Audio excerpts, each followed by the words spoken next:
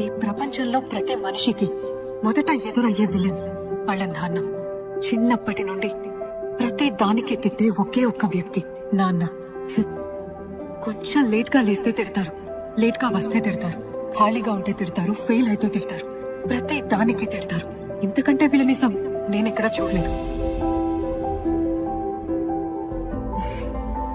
మనం చూసే నాన్న మనల్ని సరిచేయడానికి ముందు విలన్ అవుతాడు. మనం ఏడిస్తే నవ్వించడానికి బఫూన్ అవుతాడు. మనల్ని వెనకేసుకొస్తూ పక్క వాళ్ళ దృష్టిలో దుర్మార్గుడవుతాడు. మన మీద కోపం అమ్మ మీద చూపెట్టి దోషవుతాడు.